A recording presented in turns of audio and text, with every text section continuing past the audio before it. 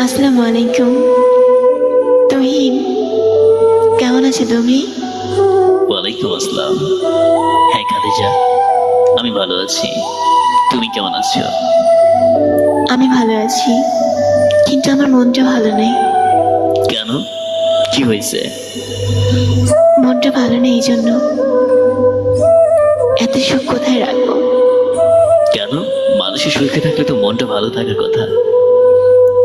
তুমি জানো না, প্রিয় মানুষটাকে কাছে পাওয়ার সুখটা যে অনেক কষ্টের হয়ে থাকে।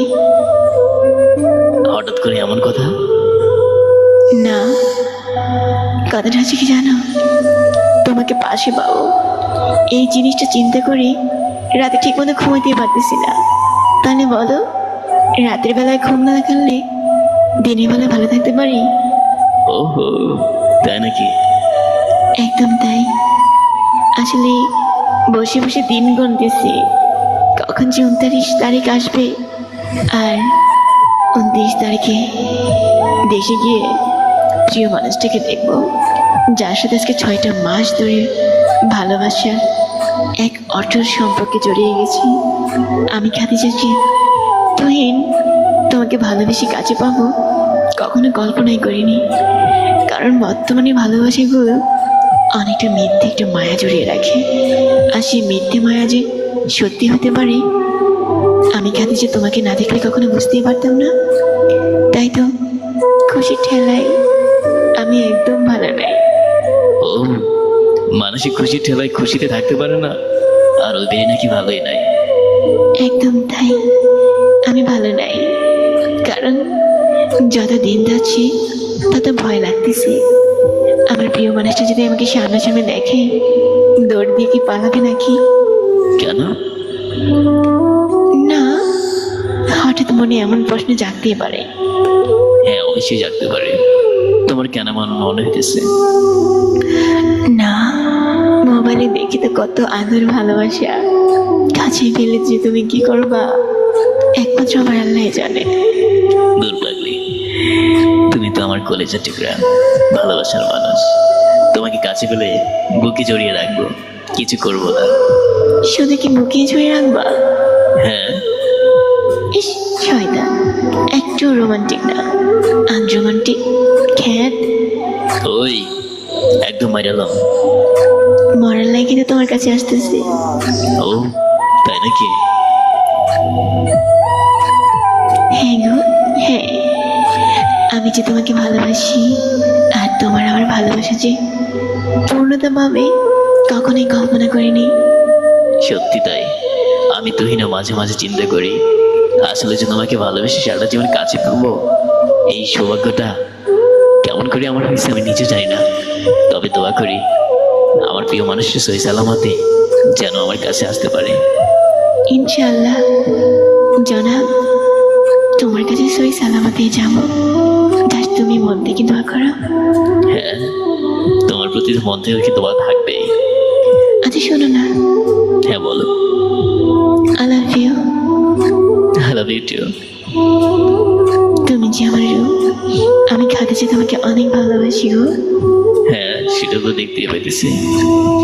আচ্ছা, জানি না তোমার আমার সংসার জীবনটা কেমন হবে, তবে একটি কথা বলি, যদি সংসারে কখনো আমার ভুল হয়ে থাকে সেই জন্য অগ্রিম সরি। তুমি তো জানো আমি একটু রাগী আর একটু খিটখিটে, সহ্য করে নিও প্রিয়, বিরক্ত হইও না কিন্তু। না না, আজকে 6টা মাস ধরে তোমাকে নতুন করে চেনার কি আছে? আমি তো জানি আমার খাদিজা কেমন, একটু রাগী হলেও মনটা তার অনেক ভালো। হ্যাঁ জনাব, মনটা ভালো, কিন্তু অত ভালো না। যেমন?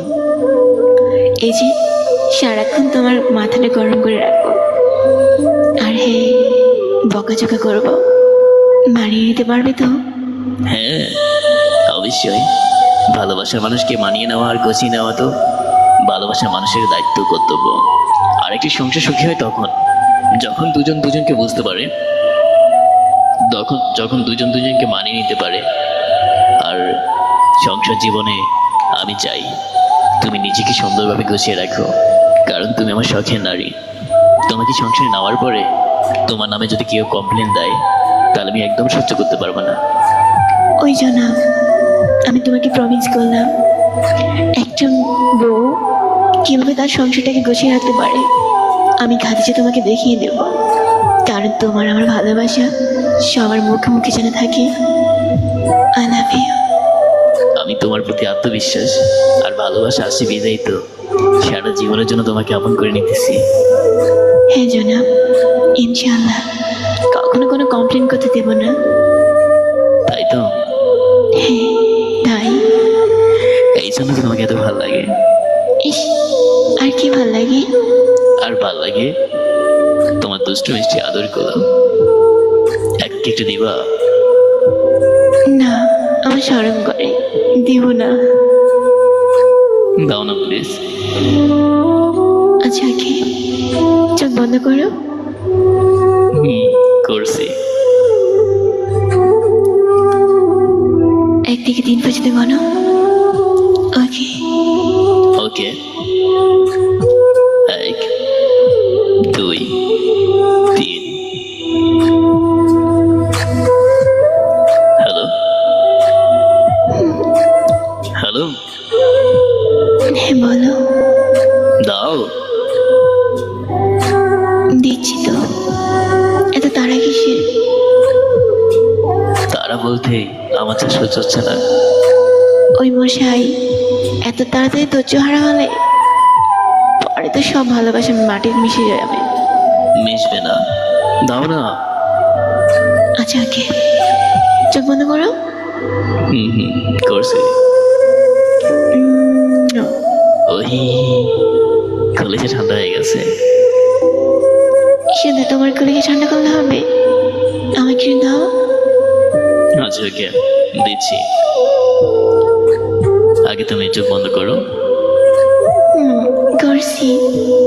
1 থেকে 3 পর্যন্ত গণো। ওকে। 1 2 3। হ্যালো, কই? দিতেছি। প্রতিশোধ নিচ্ছ নাকি? হ্যাঁ, এই যে অপেক্ষা করে না কষ্টটা কতটা একটু ফিল করো। আচ্ছা বাবা, দাও না প্লিজ। আচ্ছা ওকে। ইস, শয়তান একটা, খাচ্ছে ম্যাডাম। ওকে, খাচ্ছরে আমি দেশে আসতে দিব। আরো কত কিছু বাকি আছে। এই জন্য তো ভয় করে শয়তানটারে।